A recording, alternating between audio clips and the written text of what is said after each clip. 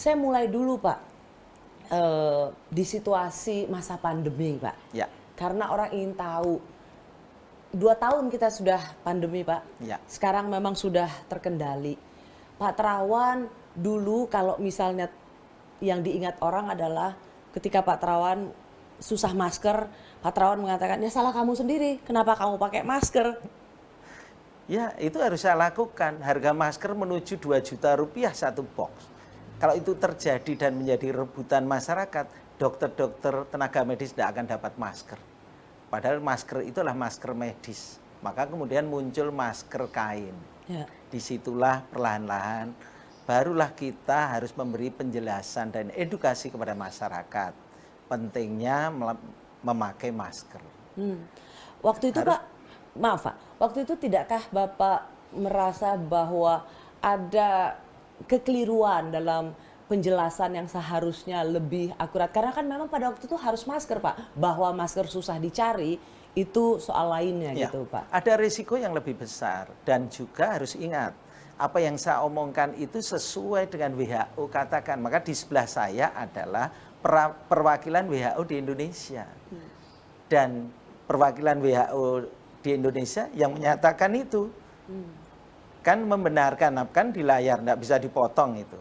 Dan mereka mengatakan bahwa saat itu memang yang sakit pakai masker, yang sehat tidak perlu.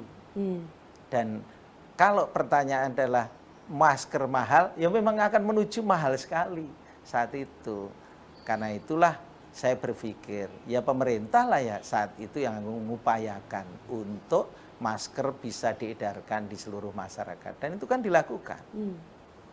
Pak Terawan, pada waktu Bapak menjadi Menteri Kesehatan, banyak sekali yang menilai bahwa Bapak menggampangkan Pak.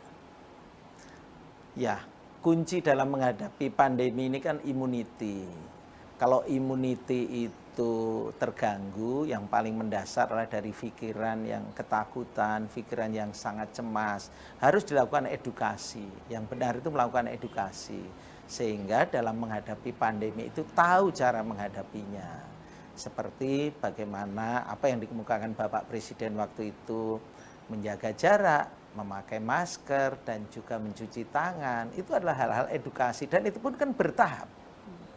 Tidak bisa serta-merta langsung bisa dilaksanakan, tidak semudah yang dibayangkan.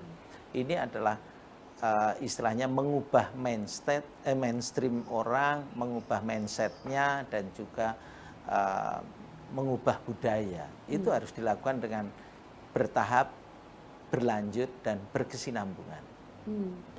Bahwa ini sebuah fenomena yang tidak pernah terjadi sebelumnya. Ya. Kalaupun ada itu ratusan tahun Ya. sebelumnya. Bahwa kita tidak boleh memberikan ketakutan yang berlebihan, kecemasan yang berlebihan Ya. satu hal.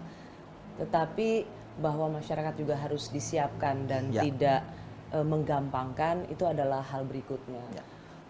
Jadi istilah menggampangkan ini yang berbeda konteksnya. Menggampangkan itu istilahnya adalah seolah-olah menganggap bahwa itu wah ringan. Enggak, bukan begitu. Mengedukasi masyarakat itu yang paling penting.